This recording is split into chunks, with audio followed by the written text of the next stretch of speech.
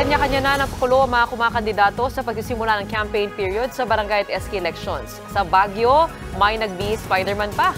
Habang sa Cavite naman, may nag-flex pa ng mga mamahaling sasakyan. Nasa frontline ng balitang yan si JC Cosico.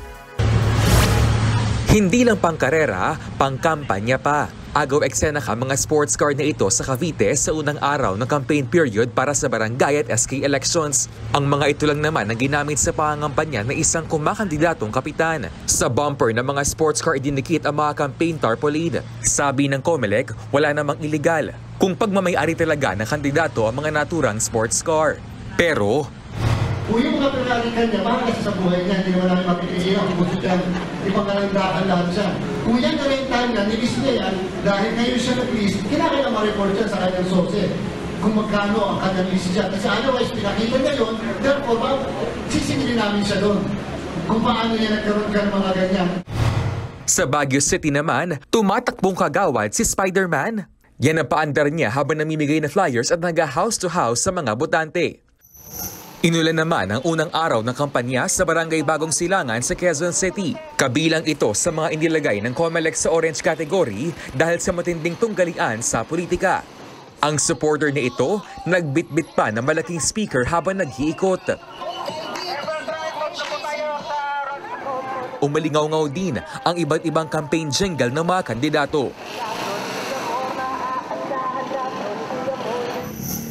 Sa Caloocan, makikita ang ilang poster na ginawang banderita sa gitna ng kalsada. Ayon sa COMELEC, bawal yan.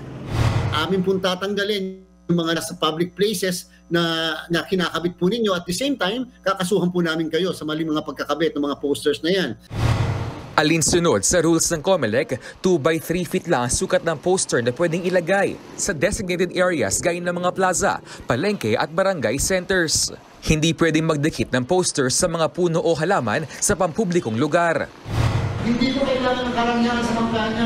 Tama po kayong strategy lang. Strategy.